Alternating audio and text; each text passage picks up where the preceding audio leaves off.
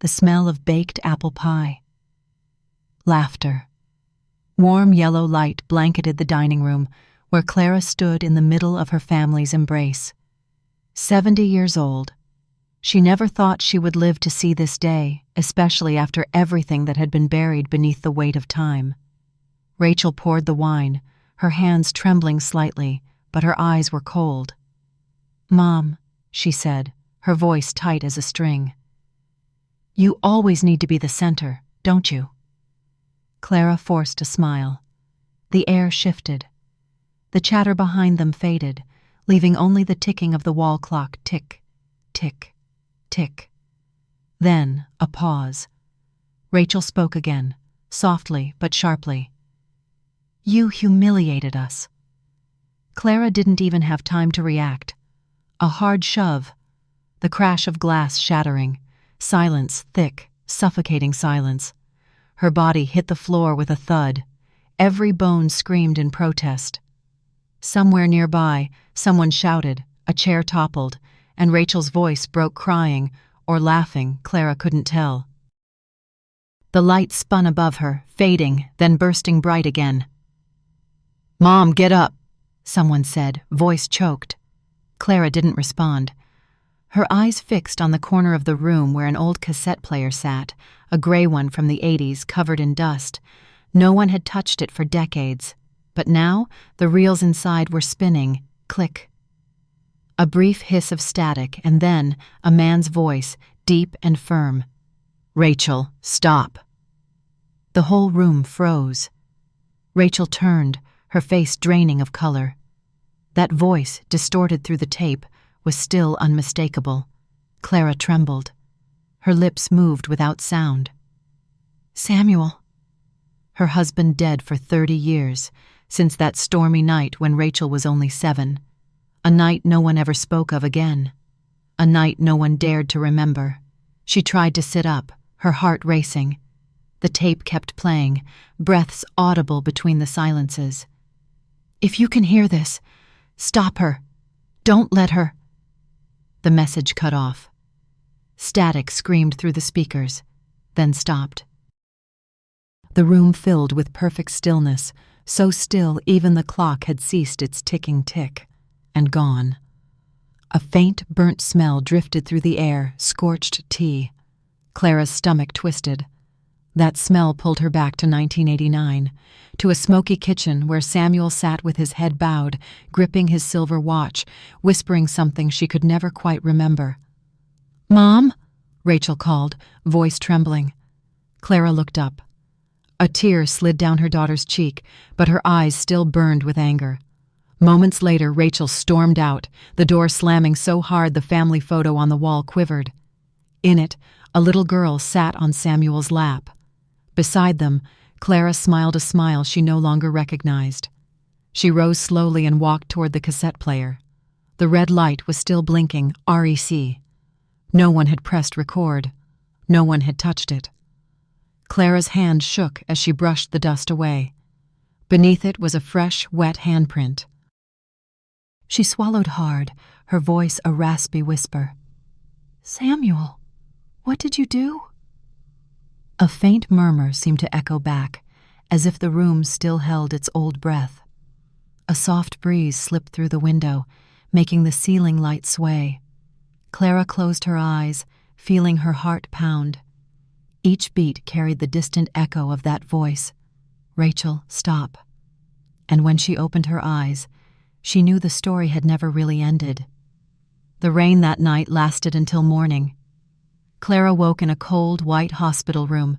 Her left wrist was wrapped in gauze, a dark bruise spread across her shoulder, but the worst pain was buried deep inside, where memories had begun to leak out in broken, scattered fragments. Outside the window, Rachel was speaking with the doctor. Clara caught pieces of the conversation. "She fell, that's all." Rachel's voice was firm, clipped, as if everything had been nothing more than an accident. But Clara knew better. She remembered her daughter's eyes before the shove. That wasn't ordinary anger. It was the look of someone who had believed in something for far too long. She stirred slightly, her head spinning.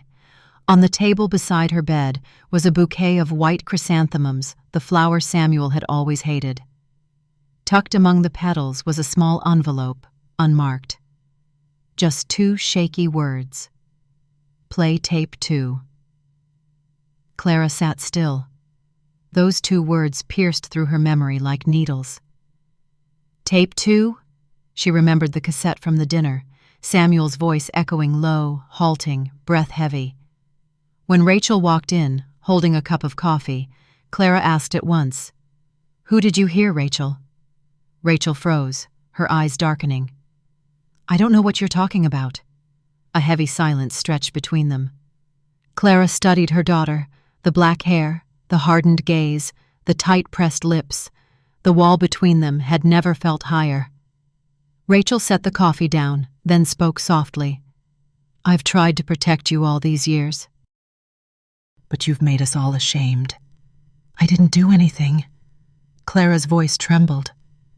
"You did," Rachel whispered. "You're the one who started everything." Clara went still. Rachel turned away and closed the door behind her. Only the soft beeping of the heart monitor remained. Beep, beep, beep. Each sound felt like a reminder. Something was still left unsaid. Clara opened the envelope. Inside was an old tape wrapped in crumpled wax paper. On its label, the ink had smeared, Tape 2, S. She whispered, "S. Samuel?" Memory surged Samuel in a small room, hunched over the cassette player, his voice low and urgent. "Don't tell Rachel. If she knows, everything will burn." Clara wasn't sure if that was real or just exhaustion. But then, that burnt smell returned impossible in this sterile room. Burnt tea. Samuel's scent. She sat up, gasping for air, heart pounding too fast. The smell clung to her clothes, her hair. It crawled into the dreams she'd spent decades trying to forget. In her mind, Samuel's voice rose again clear, each word clawing at the walls of memory. "Rachel, stop." She whispered, answering the voice that wasn't there. "Stop what?" No answer. Only the wind slipping through the crack in the window, rain tapping against the metal roof. Clara felt herself being pulled backward into a night long gone, a night when Samuel was still alive, a night when everything began to break. She remembered the kitchen light at midnight, steam rising from the kettle. Samuel's back turned as he spoke. Then a crash, a clatter of metal, and darkness. Clara jerked upright, reaching for the call button, but pain shot through her skull. On the table, the tape still lay there, waiting. The green light glowed against its silver shell, reflecting the clouded eyes of a 70-year-old woman. She knew she would have to listen to it. But not here. Not while Rachel was still nearby, watching with that quiet, suspicious stare. Clara gripped the envelope tightly, eyes on the rain outside. And then it struck her if Samuel's voice had truly returned, maybe he had never really left. The rain had stopped by the time Clara left the hospital. The sky was a dull gray, the light heavy and thick, hanging over the town like a shroud. The taxi rolled down the old street, its tires hissing over puddles, each sound like a whisper from something unseen. Inside her handbag, the Tape 2 cassette brushed against her leather wallet, making a faint rasping sound. Every bump in the road made her want to pull it out and play it, but she didn't dare.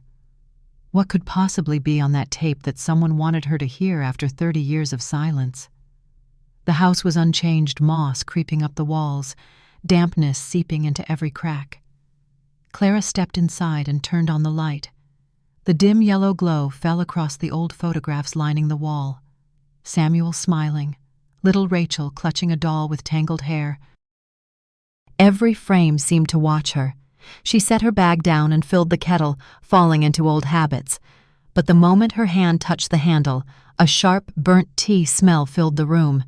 Impossible she hadn't even boiled the water yet. The kitchen was empty, yet the scent was so strong it caught in her throat. The smell dragged her backward, the first shard of memory breaking loose from the wall of her mind. 1989. Night. Smoke curling through the kitchen. Samuel stood by the stove, pouring boiling water into the teapot, steam rising like mist. "You can't tell Rachel," he said, voice low and tight. "She deserves to know," Clara whispered. "No. If she knows, we'll lose everything." A sharp bang. A silver spoon hit the floor, spinning, ringing cold. Clara gasped, gripping the table's edge. The vision vanished, but the burnt tea smell lingered so thick it stung her eyes. She looked around, heart racing. No one was there. On the counter, a black circular scorch mark had appeared as if someone had just set down a boiling kettle. Her fingers trembled as she reached for it. Warm. "Samuel?" she called, reflexively. Only the wall clock answered. Tick, tick, tick. But this time, it hadn't stopped. It ticked evenly, steady, like the heartbeat of a memory coming back to life. Clara sat down at the table and took out the tape. The old cassette player was still there, a dual-deck model, dusty, resting in the living room. She slid the tape in, took a deep breath, and pressed play. A soft hiss, then silence. She thought the tape was blank until the voice came. Low, rough, unmistakably Samuel. "If you hear this, it means Rachel knows. You have to tell her, Clara. Don't hide it anymore." Her hands clutched the armrest. Her breath came unevenly. Under his voice was a strange noise, metal clanging, then frantic breathing, like someone being dragged across the floor. Then nothing. Clara sat frozen. Her reflection in the glass blurred wet eyes, silver hair stuck to her forehead. Every word on that tape sliced through her mind like tiny blades, reopening memories she had buried long ago. She rewound the tape and played it again. At the very end, a faint whisper. "The key is under the tree." Clara's eyes widened. She rushed out into the backyard. Cold wind lashed against her face, whipping the hem of her nightgown. The old almond tree still stood their gnarled trunk, bare branches, leaves scattered at its roots. The soil beneath was soft, freshly disturbed. She dropped to her knees and dug. Her fingers hit something solid. She pulled it free, a broken silver bracelet, tarnished and dull, one end engraved with an S, the other smooth. Clara's hands shook violently. At that moment, from inside the house, came the faint click of the cassette player switching on again. Samuel's voice whispered once more, clearer now, closer. "Don't let her remember, Clara. Don't let Rachel remember." Clara turned toward the house. The door stood open, the light flickering. And in the dark hallway, someone had just walked past. Clara stepped back, still clutching the broken silver bracelet in her trembling hand. The smell of wet earth mixed with the faint scorch of burnt tea filled the air, making her dizzy. The front door remained slightly ajar, the wind carrying in the faint static hum of the cassette still turning somewhere inside. She moved forward, one cautious step at a time. In the flickering light, the living room seemed distorted, unreal. The framed photos on the wall hung crooked, their glass surfaces reflecting fragments of memory. Samuel's smile, his hand on Rachel's shoulder. Then blood, red light, a scream cut short. Clara sank onto the sofa. The cassette had stopped spinning. A red light blinked at the REC button someone had been recording, not playing. Her fingers shook as she pressed stop. A sharp click, then silence. The air felt thick enough to hear her own heartbeat. She looked around. Everything seemed untouched except for the curtain near the window, still swaying slightly. "Rachel?" No answer. Clara walked over and pulled the curtain aside. No one there. Only a small envelope wedged under the doorframe. The paper was thick, its edges damp from rain. She opened it. Inside was a short, handwritten note. "He told me the truth before he died. You should too. R." Clara collapsed into the chair, her fingers trembling. R. Rachel. But the handwriting, it wasn't hers. The slant of the letters leaned left Samuel's handwriting. She closed her eyes. Outside, rain whispered against the porch, merging with the ticking of the clock tick, tick, tick. Each beat stretched, echoing faintly, as if the house itself were breathing. Another memory broke loose, unbidden. A younger Clara stood at Rachel's bedroom door. Samuel knelt, fastening a small silver bracelet around their daughter's wrist. "To remind you that I'm always with you," he said. Rachel smiled, lifting her tiny hand to the light. Sunlight from the window glinted off the engraved S on the bracelet. That same night, he disappeared. Clara opened her eyes, staring at the half bracelet in her palm, the engraving broken exactly where it once joined. Where was the other half?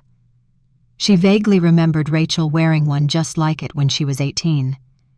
When she'd asked about it, Rachel had said only, "A friend gave it to me."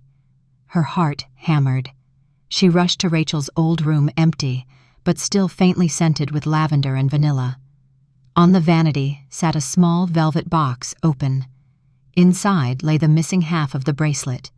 The two pieces fit together perfectly, but at the seam between them was a blackened burn mark, scorched deep into the silver.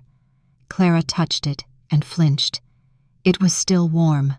Someone had tried to destroy it, and now both halves were back in her hands. The sudden ring of the telephone made her jump. She hurried to the living room and lifted the receiver. On the other end, only breathing, low, slow, and hauntingly familiar. "Samuel?" she whispered. A long pause.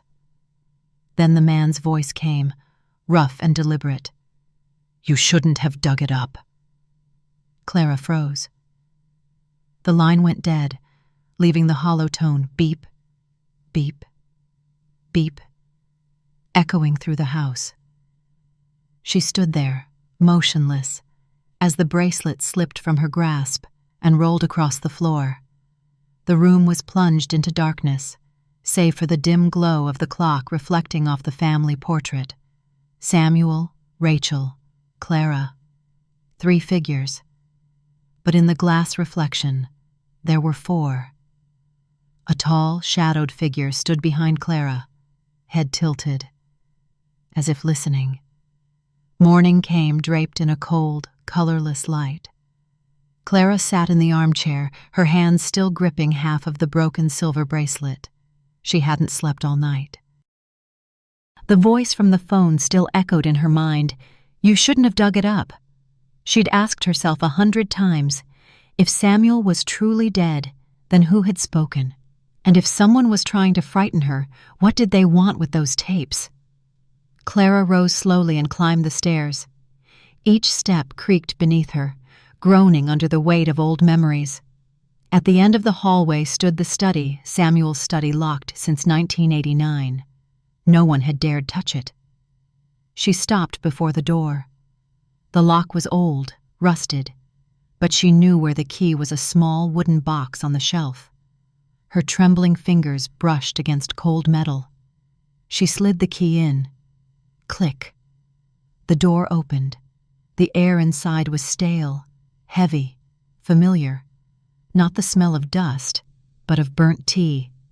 The scent that had clung to every memory of Samuel. Light leaked through the curtains, revealing forgotten objects.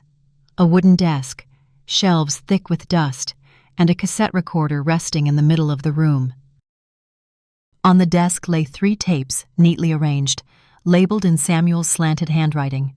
Tape 1, 1989, Tape 2, for Clara. Tape 3, the end. Clara's chest tightened.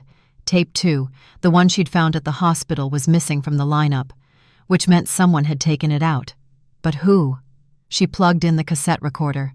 The gears squealed, the power light flickered on. Clara picked up Tape 1, took a deep breath, and pressed play. The soft crackle of static filled the room, then a voice younger, stronger, but undeniably Samuel's. "This is Samuel. If you're hearing this, something went wrong." Clara's hands tightened around the chair. Her breath caught as the voice continued. "Clara, you said we could fix it, but you were wrong. They're watching us. Don't tell Rachel anything." A sharp thud, a hand striking the desk, the scrape of a chair, then a long silence, followed by the hiss of boiling water spilling over the sound of a rotted memory breaking open.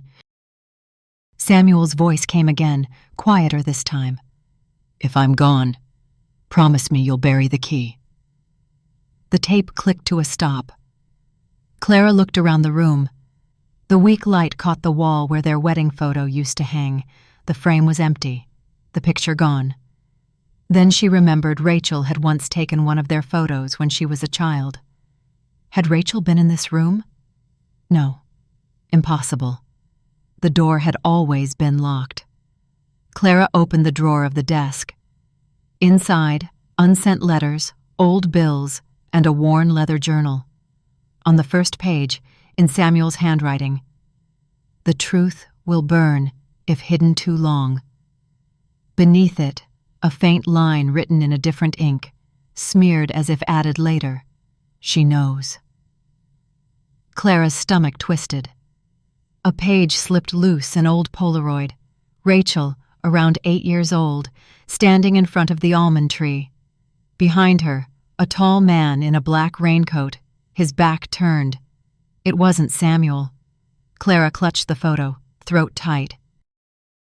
Something had happened that night, something Samuel had never told her, or perhaps something she had chosen to forget.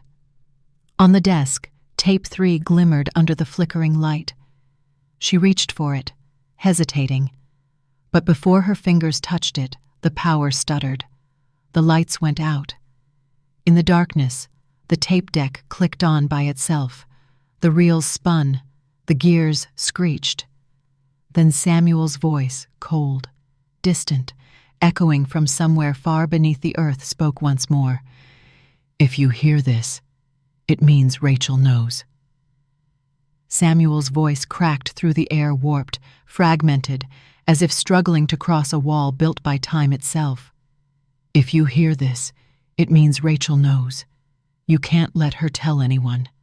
The key is under the floor." Then came a crash, the sound of metal hitting the ground, a gasp, and silence. Clara sat frozen. The flickering desk lamp cast jagged light across her face, reflecting off her wet eyes like shards of glass.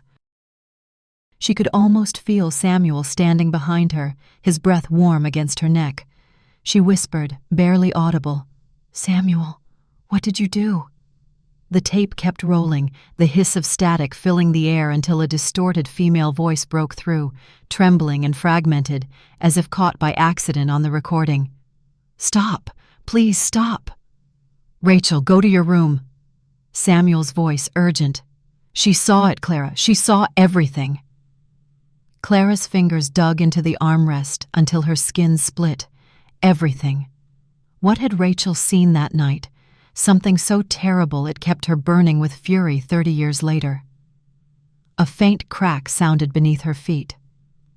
The old wooden floor creaked, and dust rose in the dim light. Clara leaned down. Beneath the chair, a narrow seam split across the floorboards. She pried it open carefully. A section of wood came loose, revealing a small, hollow space below. She shone her phone's flashlight into the gap.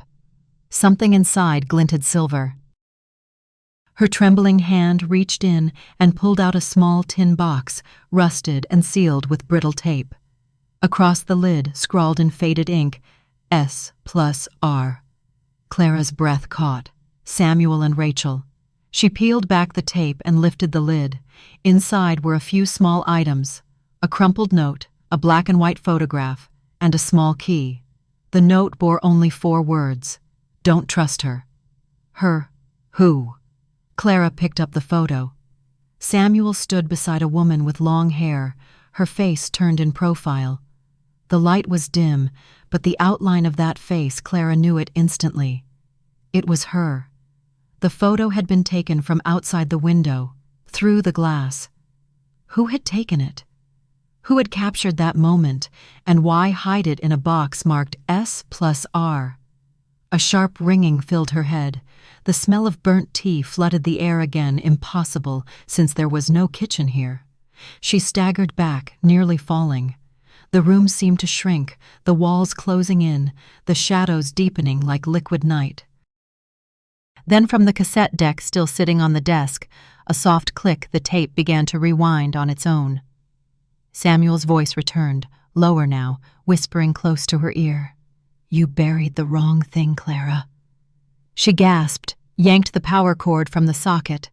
The noise stopped. Silence pressed in, thick and suffocating. Clara collapsed to the floor, tears streaking her cheeks. "Wrong thing." The words looped in her mind. What had she buried that night? The key? Or something else? A flash of memory, mud-stained hands, a flashlight beam trembling in the dark, Rachel's small voice crying somewhere behind her, and Samuel whispering through the wind, "If she remembers, we lose her." A chill raced up Clara's spine. She stared down at the key in her hand, its dull silver glint catching the light like an unblinking eye. Beneath it, the photograph of her and Samuel still radiated a faint warmth. Clara rose, clutching the tin box, and stepped into the hallway. At the far end, a sliver of light spilled from beneath Rachel's door. Someone had turned on the lamp inside. Clara froze. Rachel was back in the house, or someone else was in her room. The light from Rachel's room spilled through the crack in the door, warm yellow, yet strangely cold. Clara's heartbeat hammered in her chest as she stepped closer. She pushed the door gently. It opened without resistance. The room was tidy, the familiar scent of Rachel's perfume still in the air, but something was wrong. The framed photo on the desk had been turned to face the wall. The window was slightly open, the curtains breathing in and out with the wind, and on the bed, perfectly placed, lay a white envelope. Clara looked around. No one. Only the soft hum of the digital clock glowing 3:12 a.m. She approached, picked up the envelope. The handwriting was hurried, uneven. "You think you're the victim? You're not." No signature, but the slanted strokes were unmistakable. Rachel. Clara sank onto the bed, her vision blurring. Since the night of the dinner, she'd kept asking herself, why was Rachel's anger so deep, so consuming? Now those few words sliced through her, tearing open the rotted fabric of memory she'd spent decades trying to smother. She opened the desk drawer inside, a stack of old papers. In the middle, an aged receipt, the ink faded. Withdrawal, $5,000, signed by Samuel H. Date, September 15th, 1989. Just 3 days before he died. Clara stared at the signature. The pen strokes were heavy, slanted, but not quite his. Her eyes narrowed. Below it was a second signature, smaller. Witness, Clara H. Her heart dropped. She didn't remember signing it. Didn't remember going to the bank that day. "No, that can't be," she whispered. Her hand shook as she lifted the paper toward the lamp. There beneath her signature, a faint trace of erasure, as if someone had changed the date, or something else. A shiver raced up her spine. Someone had rewritten the story, a story where she wasn't the victim, but the accomplice. Wind howled through the window, scattering papers across the floor. One sheet fluttered to her feet. She turned it over the back of the receipt, a message written in pencil. "Ask Delia." The name struck like a jolt. Delia, the neighbor from down the street, Samuel's old friend, the woman who'd been there the night he disappeared. Clara gripped the paper and hurried downstairs. She grabbed the landline phone, punching in a number she hadn't dialed in decades but still knew by heart. 3 rings. Then a low, gravelly voice answered. "Clara?" "Delia." "Who wrote Ask Delia?" Silence. a long, suffocating pause. "Clara," Delia finally said, her voice barely above a whisper. "I think you've been remembering it wrong. Samuel didn't do what you think." "What do you mean wrong about what?" "That night. It wasn't as simple as you remember." "I can't talk about it on the phone." "Delia, please." Click. The line went dead. Clara stood motionless in the living room. Wind seeped through the open window, carrying that same bitter scent burnt tea. It spread through the house like smoke. Her gaze fell back to the white envelope on the table. The words, "You're not the victim," glared up at her like an open wound. In the mirror across the room, her reflection looked strange older, hollow, almost unfamiliar, and in the corner of the glass, behind her shoulder, a faint, tall silhouette, thin, still, just a shadow, but enough to stop her heart for a beat. Fog blanketed the morning when Clara reached Delia's house. The small cottage at the end of the street looked forgotten by time paint peeling from the door, moss climbing the fence. Each step on the stone path echoed faintly, like the memory of an old argument still trapped in the walls. Delia opened the door. She was older than Clara remembered, her silver hair unkempt, her eyes dark and deep, filled with secrets that had never seen daylight. "You still haven't let that go, have you?" Delia said, her tone halfway between pity and warning. Clara didn't answer. She simply held out the receipt. "Samuel withdrew the money that day, didn't he? And I signed this?" Delia studied the paper for a long moment, then exhaled a slow, weary breath. "Someone gave me this a few weeks ago. I don't know how it ended up with you." "So, he really did withdraw the money?" Delia shook her head. "No, Clara. He went to the bank, but not to withdraw. He was trying to deposit it." "Deposit?" "For Rachel." The words hit like stones dropping into cold water. Clara's voice trembled. "I don't understand. Why?" Delia let out a brittle laugh. "You forget too easily. Samuel was afraid Rachel would leave him. Afraid you'd tell her the truth." "What truth?" Clara's voice cracked. Delia turned away and poured tea. Steam rose, carrying a faint burnt scent that made Clara's skin crawl burnt tea again, that ghostly smell that followed her everywhere. "You think I'll say what Samuel tried so hard to bury?" Delia said softly. "No, I made him a promise." Clara stood, eyes blazing. "What did he do, Delia? Why is everyone still silent after all these years?" Delia set the teapot down, her hand trembling. Her gaze drifted far away. "It wasn't Samuel. It was someone else. He only covered it up." "Who?" Delia didn't answer. Her eyes clouded over, swallowed by memory. And then Delia's memory, 1989. Rain hammered the roof. Samuel stood on the porch, soaked through, holding something wrapped in cloth. "Help me," he said. "Don't let Clara find out." Delia unwrapped it, metal glinted under the light. A gun. Blood on his hand. Back to the present. Delia inhaled shakily. "I'm not lying, Clara." That night Samuel was terrified someone would come back for what he'd hidden. "What did he hide?" "You'll find out," Delia said quietly, "if your daughter still has the key." Clara froze. "The key?" Delia met her eyes. "You buried it, didn't you?" Clara's mouth opened, but before she could speak, a sharp crack echoed from the porch. Both women turned toward the sound. No one there, only a trail of wet footprints leading to the half-open gate. Delia pressed her lips together. "You should leave, Clara. Someone doesn't want you remembering." "Who?" "You'll know," Delia whispered, "when the clock stops." The words rooted Clara in place, and as she turned to go, the clock on Delia's wall ticked once, then froze, its second hand resting against the 12. The silence that followed was absolute.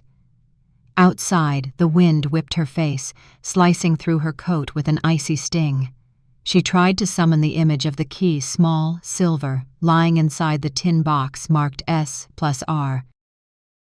If Delia was right, what was buried wasn't just memory, it was evidence. By the time Clara reached home, dusk had drowned the sky. She stepped into the dark hallway and reached for the switch. Nothing. The light refused to come on. Then tick, tick. The wall clock shuddered and stopped. The house fell into silence. Outside, the wind rose again, carrying that same burnt tea scent, thick and bitter. Clara whispered, staring up the staircase. "Samuel, are you trying to tell me something?" No answer. Only the sound of a single drop of water falling somewhere in the dark, steady, rhythmic, replacing the clock's heartbeat that had ceased. Clara didn't sleep that night. The whole house was silent, so still she could hear her own heartbeat, every thump echoing with Delia's words. "You'll know when the clock stops." Dawn crept in gray and thin. She sat in the living room, wrapped in her coat, eyes fixed on the wall clock. The second hand was still frozen at 12, as if time itself had stopped the night Samuel vanished. Outside, fog blanketed the garden. The almond tree stood bare, its shadow stretching across the patch of earth where she'd once unearthed the silver bracelet. A chill rippled through her spine. Was there something else still buried there? The sudden buzz of her phone made her flinch. A text from an unknown number. "You left something at my house." Below it, a photo, a silver watch. Clara's blood turned to ice. She knew that watch better than anything in the world. It was Samuel's, the one he'd worn every day 30 years ago, engraved on the back with the words, "Until time forgives." No one but Samuel had ever touched it. And now it was sitting on Rachel's kitchen table. At first light, Clara drove to her daughter's house. The road was slick, the trees throwing fractured light across the windshield like shards of glass. Rachel's home was quiet. The door wasn't locked. Clara pushed it open and stepped inside. The smell of fresh coffee mingled with Rachel's familiar lavender perfume. On the dining table, exactly as in the photo, sat the silver watch ticking softly. Tick, tick, tick. Clara reached out. The moment her fingertip brushed the glass, the ticking stopped. A heavy silence filled the room. She lifted the watch, tracing the faint crack across its face, a fracture that mirrored her memory. Then came footsteps behind her. Clara turned. Rachel stood in the doorway, hair tousled, wearing a white nightgown, eyes still clouded with sleep. "Mom, what are you doing here?" Clara held up the watch. "How long have you had this?" Rachel glanced at it, shrugged. "I found it in the mailbox last week. No note." "Do you know what this is?" Rachel gave a small, bitter laugh. "Dad's watch, right? The thing you treated like some holy relic." Clara swallowed hard, a knot tightening in her chest. "Rachel, did you hear his voice that night?" "At the dinner?" Rachel hesitated, just a flicker of movement in her eyes, the tremor at the corner of her lips. "I heard it," she said quietly. "But it was you who played it, wasn't it?" Clara froze. "You think I did that?" Rachel crossed her arms, her voice turning cold. "Who else would? You're the only one who still wants to talk to him."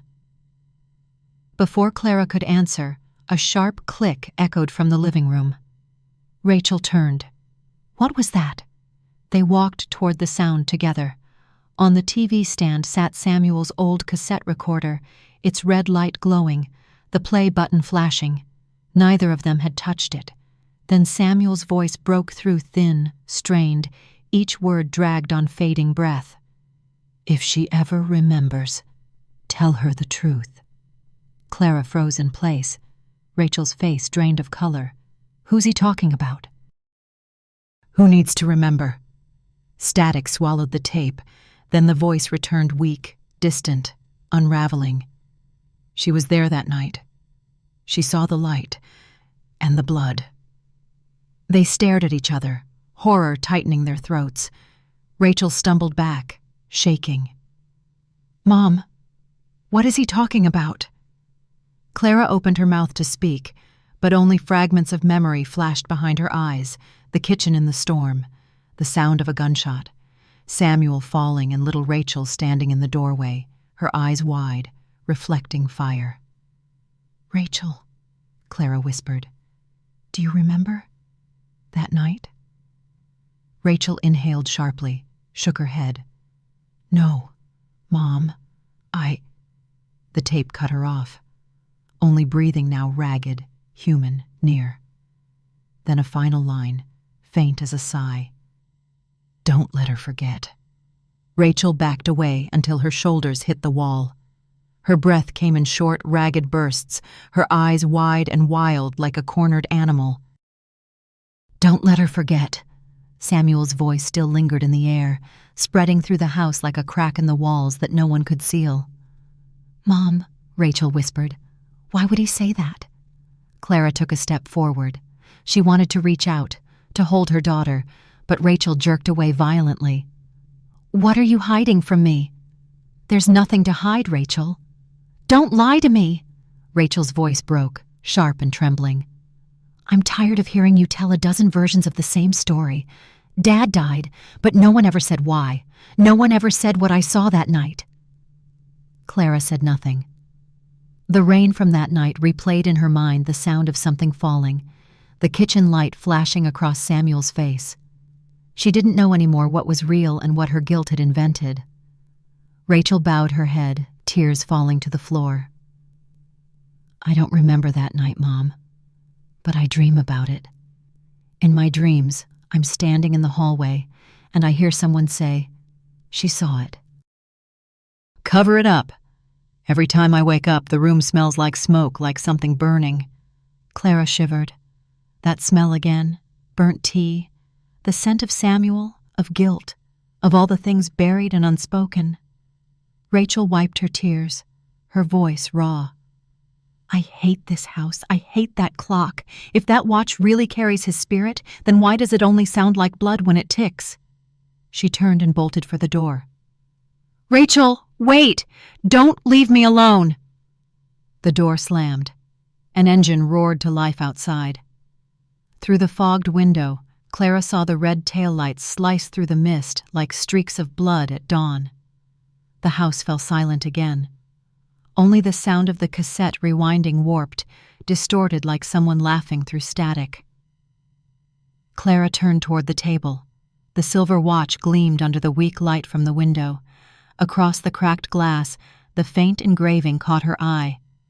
"Until time forgives." She flipped it over. The back was slightly indented, the edges worn thin. Her finger brushed across the surface and click. A small compartment popped open. Inside was a folded piece of yellowed paper. She unfolded it carefully, afraid it might crumble in her hands. Samuel's handwriting, slanted and firm. But the first line stopped her heart cold. "The one who bled wasn't me." Clara stared, reading it again and again, but the next lines had faded, smeared by water or time. Only fragments remained. "She knows. Under the floor. If she remembers." The note slipped from her fingers, drifting to the floor. She sank into a chair, the room spinning. If Samuel hadn't been the one who bled, then who had fallen that night? And why had he written this, as if he knew she'd find it one day? A faint sound cut through her thoughts. Tick, tick, tick. The watch had started running again, each beat sharp, deliberate, like the heartbeat of someone still alive. Clara rose slowly and set the watch back on the table. The metal gleam reflected her face, half in light, half in shadow. Samuel's words echoed in her mind. "You buried the wrong thing, Clara." She turned toward the staircase. Samuel's study door was still open, the wind from upstairs spilling down like breath. Something waited there, still a truth turned inside out. Her voice trembled as she whispered into the empty air. "If it wasn't you, then who was it?" Thunder rumbled outside.